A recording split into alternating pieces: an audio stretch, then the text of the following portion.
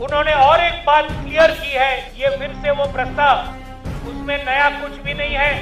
5 तारीख को जो चर्चा हुई वही बात है, एक भी नई बात नहीं है, उल्टा और कुछ 1-2 बातों में सरकार पीछे गई है। बात बता दूं कि हमें कोई कल का बातचीत का न्योता नहीं था। ये प्रपोजल के बाद ही हम बोले थे, हम ही क्या करके आए थे कि हम सोचेंगे हमें आना है या नहीं आना। आप प्रपोजल बहुत ਵੱਡੀ ਖਬਰ ਆ ਰਹੀ ਹੈ। ਨਵੇਂ ਖੇਤੀ ਕਾਨੂੰਨਾਂ ਨੂੰ ਮਨਸੂਖ ਕਰਨ ਤੇ ਅੜੇ ਕਿਸਾਨਾਂ ਨੂੰ ਕੇਂਦਰ ਸਰਕਾਰ ਵੱਲੋਂ ਭੇਜੀ ਗਈ ਤਜਵੀਜ਼ ਨੂੰ ਸਾਰੀਆਂ ਕਿਸਾਨ ਜਥੇਬੰਦੀਆਂ ਵੱਲੋਂ ਰੱਦ ਕਰ ਦਿੱਤਾ ਗਿਆ ਹੈ। ਕਿਸਾਨ ਜਥੇਬੰਦੀਆਂ ਦਾ ਕਹਿਣਾ ਹੈ ਕਿ ਪ੍ਰਸਤਾਵ ਕਿਸਾਨਾਂ ਦੇ ਹੱਕ ਵਿੱਚ ਨਹੀਂ ਹਨ ਅਤੇ ਨਾ ਹੀ ਇਹ ਕਿਸਾਨੀ ਮੰਗਾਂ ਤੇ ਖਰੇ ਉਤਰਦੇ ਹਨ। ਇਸ ਦੇ ਨਾਲ ਐਲਾਨ ਕੀਤਾ ਗਿਆ ਹੈ ਕਿ 14 ਦਸੰਬਰ ਨੂੰ ਸਾਰੇ ਦੇਸ਼ ਵਿੱਚ ਧਰਨੇ ਦਿੱਤੇ ਜਾਣਗੇ। ਜਥੇਬੰਦੀਆਂ ਨੇ ਕਿਹਾ ਹੈ ਕਿ ਉਹ ਖੇਤੀ ਕਾਨੂੰਨਾਂ ਨੂੰ ਰੱਦ ਕਰਨ ਤੱਕ ਸੰਘਰਸ਼ ਜਾਰੀ ਰੱਖਣਗੀਆਂ। ਇਸ ਪ੍ਰਸਤਾਵ ਨੂੰ ਰੱਦ ਕਰਨ ਤੋਂ ਪਹਿਲਾਂ ਕਿਸਾਨ ਜਥੇਬੰਦੀਆਂ ਦੀ ਦਿੱਲੀ ਵਿਖੇ ਇੱਕ ਮੀਟਿੰਗ ਵੀ ਹੋਈ, ਜਿਸ ਵਿੱਚ 40 ਜਥੇਬੰਦੀਆਂ ਵੱਲੋਂ ਭਾਗ ਲਿਆ ਗਿਆ ਹੈ।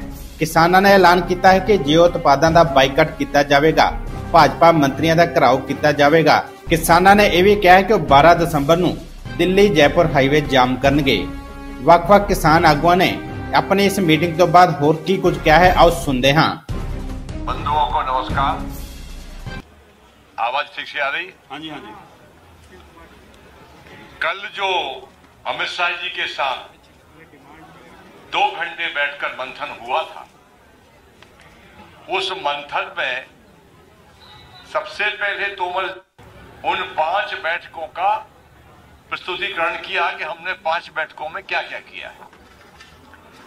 उसके बाद अमित शाह जी ने कहा कि हम फिर से चर्चा करते हैं कि इस अध्यादेश में कौन कौन सी विसंगतियां हैं जिनको दूर किया जाना आवश्यक है, हम तैयार हैं। हम लोगों ने कहा कि इस पर चर्चा 5 राउंड हो चुकी है, अब हम इस चर्चा करने के लिए तैयार नहीं है, ना हमारा मन है। हमारा रिक्वेस्ट है कि आप एक बार चर्चा करें। तो हम लोगों ने कहा कि अध्यादेश जारी होने के पहले अगर आप लोगों ने चर्चा की होती तो ये स्थिति निर्मित नहीं होती।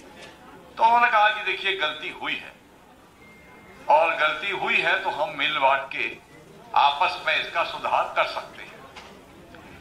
हम लोगों ने फिर भी मना किया और साफ कह दिया कि हमारी डेडलाइन है एकदम 3 अध्यादेश पूरी तरह निरस्त हो और एमएसपी पर क्रय करने की गारंटी का कानून बनाया जाए। ये 2 बातें उनको साफ कह दी। फिर भी उन्होंने कहा कि हमारी रिक्वेस्ट है कि आपको हम प्रपोजल भेजेंगे इन्हीं आवश्यक सुधारों को लेकर। प्रपोजल हम भेजेंगे, आप उस फायदा होगा, ये किया जाएगा, वो किया जाएगा, सुदृढ़ीकरण किया जाएगा, किसान की आय दूनी की जाएगी, ये सब किया जाएगा, पर कैसे किया जाएगा इसका कोई स्पष्ट उल्लेख नहीं है। चूंकि हम लोग कह चुके हैं कि हमको यह अध्यादेश निरस्त कराना है और एमएसपी पर गारंटी का कानून, इसके हमारी ये डेडलाइन है। बाकी जो हमारी आगामी कार्य योजना है, हमारे आदरणीय आज के अध्यक्ष जी हैं, उन्होंने बता दिया है कि हमारी आगामी कार्य योजनाएं ये रहेंगी। आंदोलन और तेज किया जाएगा और एक के बाद एक हम दिल्ली की सड़कों को जाम करते जाएंगे और पूरे देश में आंदोलन किस प्रकार से गतिमान हो उसके लिए। मगर जब तक 3 अध्यादेश निरस्त नहीं होंगे हमारी जंग जारी रहेगी। तारीख को पूरे देश में टोल प्लाजा जो है उनको फ्री कर दिया जाएगा 12 तारीख को, एक दिन के लिए।